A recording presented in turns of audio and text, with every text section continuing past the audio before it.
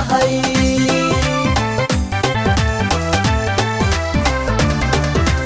ogow dogon kuba qabtiyu garan gartu dhinacay u dhacayso uga dhigan tahay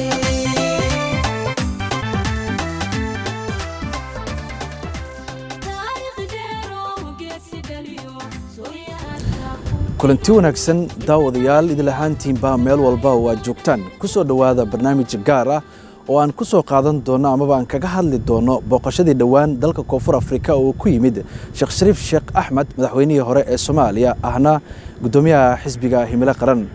madaxweyne Sheekh Shariif ayaa dalka Koonfur Afrika si weyn loogu soo dhaweeyay waxaana loo sameeyay xaflad heer sare ah oo lagu soo dhaweynayay taas oo ay ka soo qayb galeen qaybaha kala duwan ee bulshada Soomaaliyeed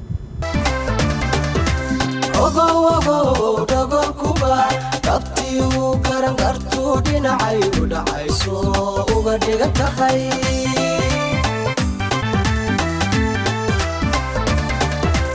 taariikhdeero geesi dhaliyo sooyaalka ku dhigan inta dhalatiyo inta dhaayaha dheer joogtaba hanistaga marin busha dhalisaba dhabti way garan hanistaga marin busha dhalisaba dhabti way garan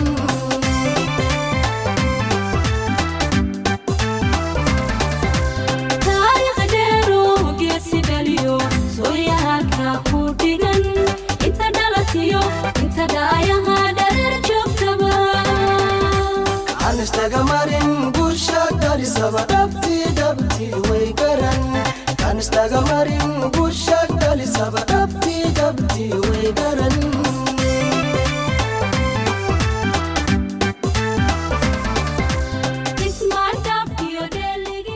haddaba qaar ka mid ah dadkii halkaasi ka hadlay hadaladoodii waxaa ka mid ahaa waxaa sharaf noo ah inuuna soo booqdo madaxweynaheennii hore ee Soomaaliya ahna hogaamiyaha xisbiga Himilo Qaran mudane Shariif Sheekh Axmed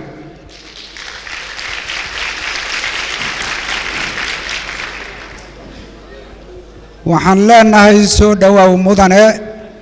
insha Allah taala waxaan rajaynaynaa waqtiga dhow ee isbeddelku dhici doonana inuu ku soo noqon doono mar kale hoggaanka qaranka Soomaaliyeedna waan rajaynaynaa insha Allah taala madaxweynihii hore ee dawladda Soomaaliya ahna musharaxa madaxweynaha ee mustaqbalka dhow 2020 mudane Sheekh Shariif Sheekh Axmed marka koowaad waan soo dhawaynaynaa waxaan leenahay Sheekh Shariif Sheekh Axmed iyo ragga akhyaarta ee la socda ee kaleeto ku soo dhawaada magaaladan Cape Town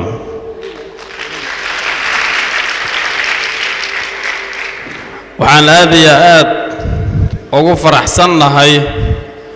adigoo horay u soo xambaaray mas'uuliyadda shacabka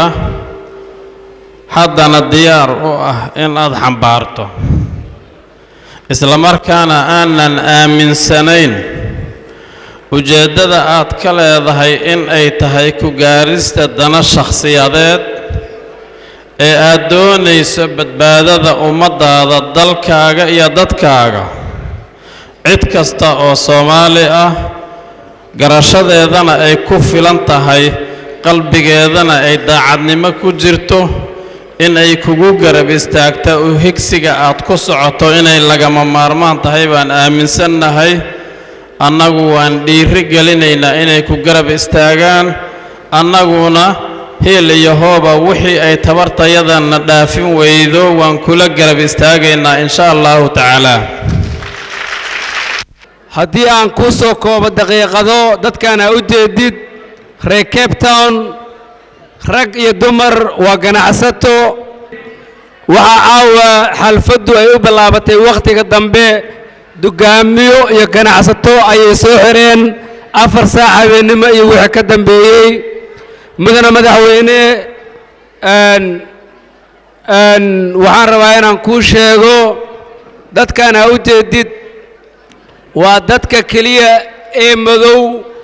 ee waddankan ku soo qaxay ee dadka South Afrikaanka ah ayaku shaqo siiyo oo aan shaqadooda qaadan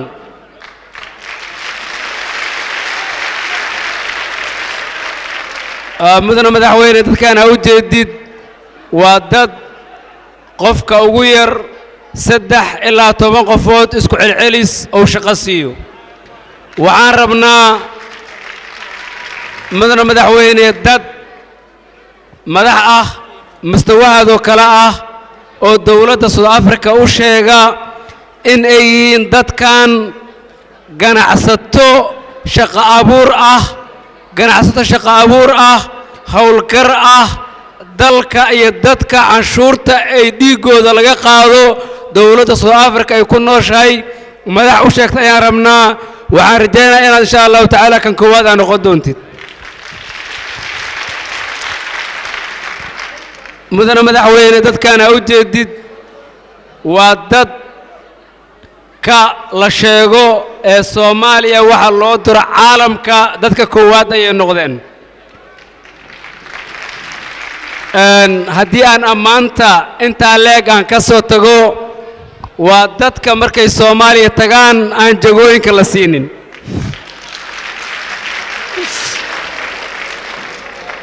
waxaan rabnaa dadkan inay markay Soomaaliya tagaan maadaama ay soo saareen ayakana la soo saaro insha Allah tacaala ma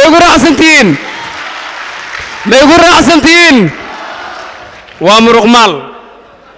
waxaa ku jirta dhalinyaro habeenna waxbarta maalinna shaqaysta dugsi dhexe dugsi sare jaamacado master ilaa PhD diyaariyay ayagoo reer la shaqaystana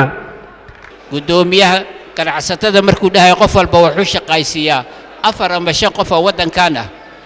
waa arrin Soomaalida meesha joogtaba ka muuqata London hadaa joogto waa sida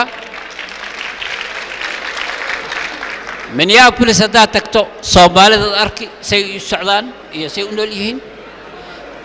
Islii hadaa tagto Soomaalida haysato iyo nolosha say ay u sameeyeen dadka Afrikaanka iyo meeshan hadda saad uga muuqatiin dad badan oo meeshan mas'uuliin waa aragnay aad bay idin amaaneen dad jiri inaad tihiin oo aan crime lahayn oo tuuga ahayn shaqaysto xoogoodana maala inaad tihiin dhammaantood way idin qireen waxay u soo jeedaan saacadahan 6 saac habeenimo ay tahay inay maxaa lahaay adigu soo dhaweeyaan waxaa nagu jirta caruur fara badan oo yar yar dad iskuulaad bari leh maxaa lahaay dad uga soo safray 100 kilomitir iyo 200 kilomitir si ay adigu soo arkaan ee ku soo dhaweeyaan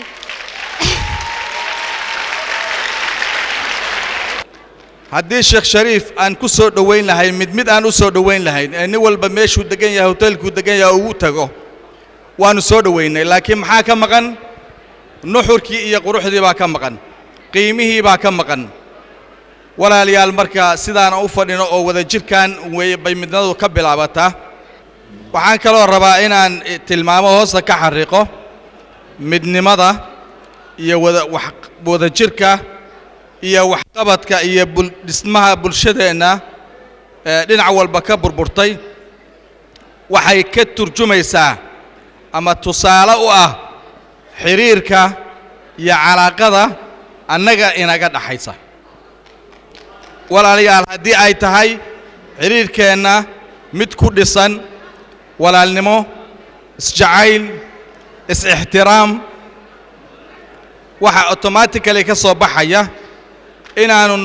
noqonno dad wax wada qabsada oo wada jira oo waxa waajibaadka ina saaran in laga baahan yahay guta intaa kadib waxaa halkaasi lagu soo bandhigay suugaan ka turjumaysa muhiimadda midnimada iyo waliba Soomaalinimada iyadoo halkaasi ay ku soo bandhigeen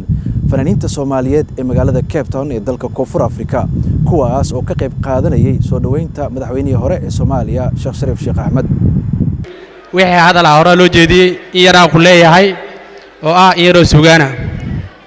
muddo maasadeedii hadalladan la muusnaa wixii aan maqnaado muuqaalka sharafta leh miiskii waxaan u soo xiray meeshaan ay keeno farxad madaxa ii suray inuu yimid mas'uul sare marna laga maqnaa karin mudane shariifo milgasara maqaamo muxibiya jacaylyo waxaan mudane kuu qabno nin mudaysta baa tahay moodkiiyo masiibadii maalmihii madooba xamar mayr ciisi madiiniyo martiin ley dhaawac maracad lagu daday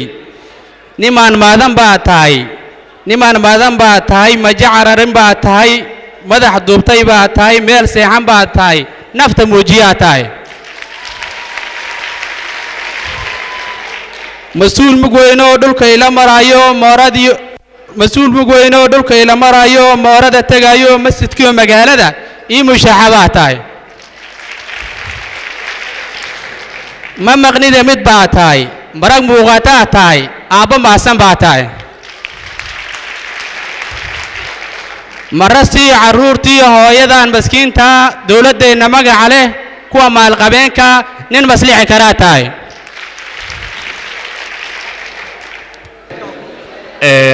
waxaan aad iyo aad ugu faraxsanahay ani ahaanteyda idinka waxba idinkama keengelaya ani ahaanteyda waxaan aad ugu faraxsanahay in aan caawa si macnaha maqal iyo muuqaal awal macnaha waa maqli jiray sheekh shariifa wuxuu yidhi midowga maxaakiimta oo hogaaminaya sheekh shariifa wuxuu yidhi wuxuu yidhi lemaan ku jiraa waa kala kacay madaxweynaha eedo yaa waa kaas aniga waa hooyo see tahay alxamdulilah maxaa fiicanta hooyo waa kaa fiicanahay wareedo macaan oo ayaantan caradaana marmari jirta xitaa laguma arkin waana nuuraysaa maasha allah intay kaaga dilaacday mandhow macnaha waaba ka sheegay duqda shaxaad meertaa waay yaa iga qabtaa waay waa kala kacay ii waran baa xaaladaada horta waa fiicannahay ku sheegaa hooyo iyo ciyaalka ka waran alxamdulilah waa fiicannaa nabadeennaa noo jaran wax saambuuska diida horta ma arkin koodhe hay ii kala tuuree warka aad intee wax ka heshaa ilaaha wax bixiya horta koodhe intee wax ka hesheen hooyo duqda maseera dila ayada u taallaa laakiin waa kala kacay alxamdulilah wax badanaa horta kaa dambeeyey koodhe haye warna anaa ku hayo wanna ilaaha ku hayo waa kasi horta soo dhowbo haye hooyo waa dhowaa eed macaan horta waxaa kaa dambeeyey adduunkii horumaraa la gaaray gruub iyo luuq heblaayo luuq soo gal maqal jirta haye eedo gruub oo kala kacsan dukaan markaa furato waa ii kala kacay meequu gadaa 9,000 oo ka bilaabo ma loo nacam gruubkiyaa ii kala kacay adig ku taallaa waa garta hemilo gruub aan samaystay nacala qashaabirig waa ii kala kacay ehelka waa u yeeri tolka waa u yeeri saaxiibka waa u yeeri koo maalin aan ka saaxataa waca ooya gruubka hemilo luuqa soo gal babban taas kaas wiilgay ma maqlin baa inta iska yimid isheeg ma adi waxa horta fiican igu faahfaahay hemila group maxaa waay isheeg aan wiilgay wax sheega xitaa maqline ya macnaha dadkii hore waxaan ka maqli jiray iyo fanaaniintii hore xidigaha dusheeniyo raga dayaxa heebsaday ka habsanay dunidu inaga u dambayne calankeennan daadegay miyaydan dareemayn haddaad garasha diideen indhaha samoodka dadabteen xaggeenna baa diloodayn hawowsanee dadkaygu heedha haddaydan isdaba qaban miyuu reerka maya qoyaan helaya ma degaayo reerku ma degaayo soo dhowe xasanaa sheegay mar hore wad warka ii sheeg horta waa kala kacay alxamdulilah si u labisanahay macnaha ayuutana maaha qaaraanna maaha ii dhiibna maaha koodhe waa baxay gruubkii macnaha waa isbahaysan maqlin waxaan wax oo dhadhan la hadayin aad hoos iigu sheegno wax la qariyo qornaa ku jira koodhe himila qaris baa ka weynta abaa adiga ku taala himila waa weynta hadiga haye waa kala kacay hay ii sheeg marka himila yaa waay himila horta waxa waa unuko badan unuk markii loo macnaha tolka ma haya jufadana maaha shakhsi aanteedana maaha soomaali oo dhan laas jambonina laas caseer qofkaa weydiisa himilo macnaha nic iyo xoogaa xawaad wax ma lagu soo dhigay iyo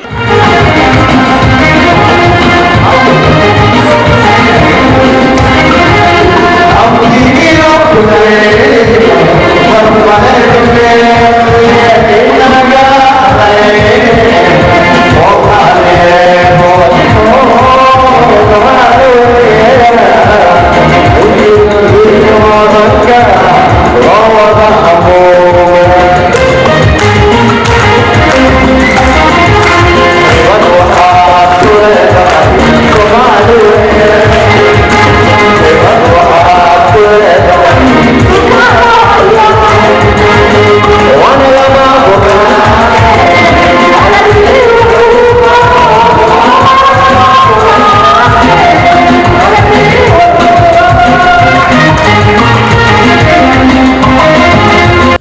ugu dambeyntiina munaasabadaasi ayaa waxaa khudbad dheer ka jeediyey madaxweynihii hore ee Soomaaliya ahna gudoomiyaha xisbiga Himilo Qaran waxaana uu ku dheeraaday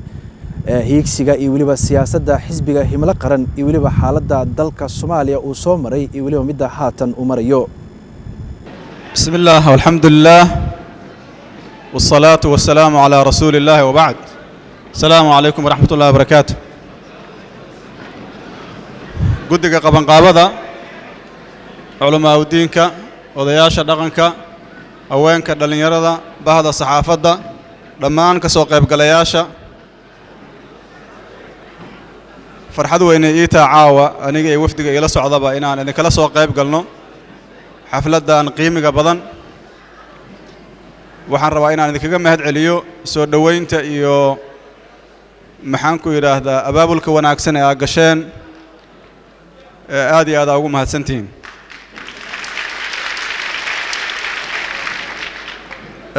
fanaaniinta ma iloobin sidoo kale intaas markaan ka gudbo waxaan u malaynaa waxa isu kaayna keenay waa waxa aan isu nahay iyo waxa aan wada higsanayno oo dhammaanteen madaxeena ku jira. dadka Soomaaliyeed sida aan wada ognahaba ilaahay subxaanahu wa ta'ala nicmooyin fara badan oo ku manaystay laakiin haddana waa la imtixaanay. welina waxaad moodaa imtixaankii inaan ku jirno. ilaahay kuwa ku baasaha naga dhigo nolol ka duwan nolosha aan ku jirnaan higsanayna inaan gaarno insha Allah tabaaraka wa ta'ala. taasuna waxay ku imaan kartaa aragti midaysan oo hufan oo aan ku gaari karna inaan helno.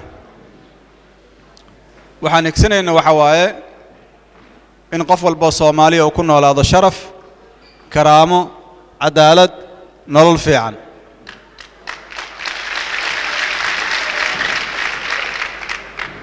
sida adduunka in badan oo kamid ah ay ugu nool yihiin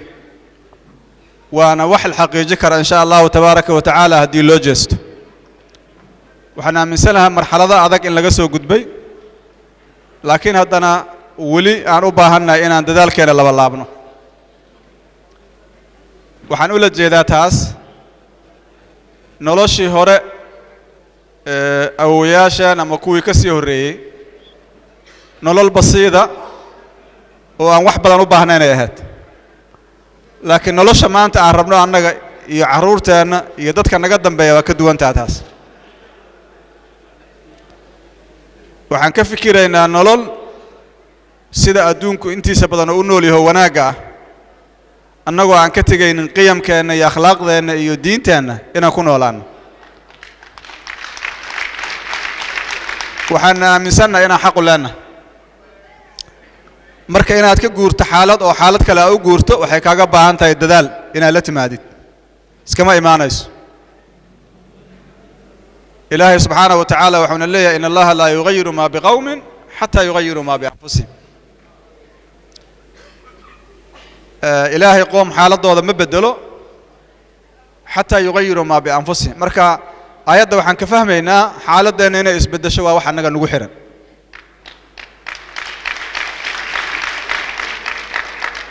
nidaamka qabiilka ee dadku ay ku soo noolaayeen waa nidaam xiran oo ku dhisan aniga iyo qabiilkayga. nidaamkaas haddii la rabo dadku inay ku noolaadaan noloshaas basiidka ah bidaa'iga ah oo aniga iyo qabiilkayga ah dawladnimo laguma gaaro. haddii aad rabtid dawladnimo inaad gaarto waa inaad kaas dhulka dhigtid waa inaad ka fikirtaa qabiilka wax ka xageeya. qabiilka waxa ka xageeya ka fikiraysa maxay yihiin marka waxa waaye qaran Soomaaliyeed dawladnimo Soomaaliyeed oo qof walba Soomaaliya xuquuqda aan leedahay iyo waajibaadka ku saaran oo kala mid yahay. inaan marka garaweyno waxa naga dhaxeeya oo wali aan iskaga dhiganaano qabiil dawladnimo wanaagsan oo sharaf lana aan rabno waa arrin aan iskeenaynin.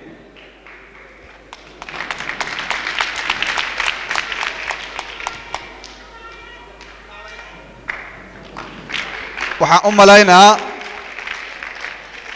qabiilka waxaa la siiyey fursad waqti badan meeshiisi waa dhaafi waaye wixii aan rabnay waa ku gaari weyne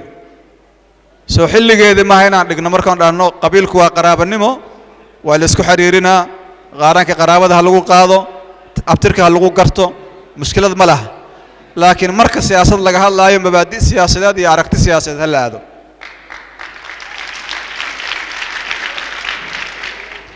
xisbiga himilo qaran waxaa u taagan yahay waa taas waa laydin keenay juhdiyaa lagu soo baxshay wiilal iyo gabdhaa ka shaqeeya khayr allah ka siiyo ayagoo og inaysan kaligood lahayn oo ummadda Soomaaliyeed in ay ka wada qayb qaataan ujeedadu ay tahay sharti ma aha dalka inaad joogto meel alla meesha joogto waa ka qayb qaadan kartaa waxa uga qayb qaadan kartaa fikirkaaga waxa uga qayb qaadan kartaa fikirkaaga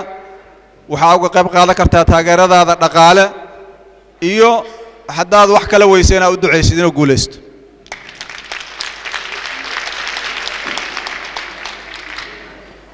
ujeedada laga leeyahay ma aha in wax lagu dulmiyo in wax lagu dhibo ujeedada wax laga leeyahay waxa waa in wax lagu xalliyo ummadda lagu horumariyo ummadda Soomaaliyeed xisbi ay wada leedahay oo ka wada muuqato ay ku kalsoon tahay oo dawladnimo wanaagsan ku hogaami karaan xisbiga oo dhalo natiijadaas inuu dhalo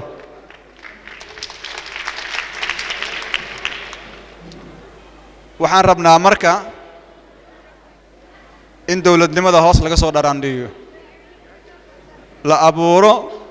kalsooni shacabka Soomaaliyeed dhexdiisa ah oo keenaysa inay ka wada shaqeeyaan dawladnimada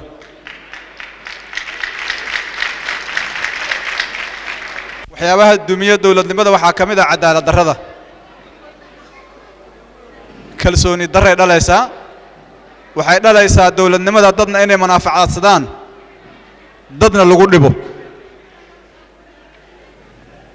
taasna waxay keenee nidaamku inuu dumo ay keenaysaa marka waxaan ka hadlaynaa waxa waaye dawladnimo cadaalad ku dhisan oo qof kasta oo Soomaaliya uu kalsooni ku qabi karo taasna kama shaqay karo qof iyo laba kama shaqay karaan waxaa loo baahan yahay annagoo dhan inaan u istaagno fikraddii qabiilka iyo fikraddii reer hebel waa aragna meeshayna dhigtay kafa halkaas noo taalo waxaan rabnaa kulligeena qarannimo inaan u soo jeesanayo sidii loo dhisi lahayd dalkaas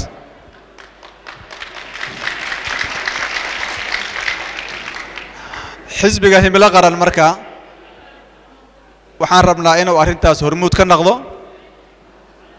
dal iyo dibadba dadka Soomaaliyeed abaabul ku sameeyo lagu wada qanco in laga mid noqdo hadafkaas ama ujeedooyinkaas ama himilooyinkaas aan sheegnana lagu guuleysto xaqiijintooda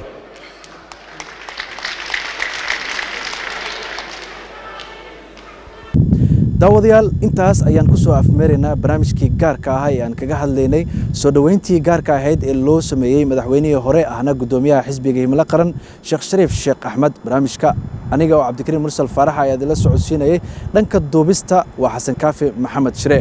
tani toddobaadka dambe waxaan idinku dhaafaynaa sida ay nabadgelyo assalaamu calaykum waraxmatullaahi wabarakaatuh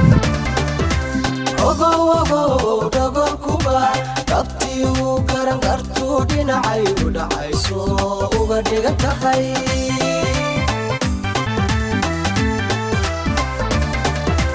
taariikh dheero geesi dhaliyo sooyaalka ku dhigan inta dhalatiyo inta dhaayaha dhareer joogtaba han istaga marin guusha dhalisaba dhabtii way garan han istaga marin guusha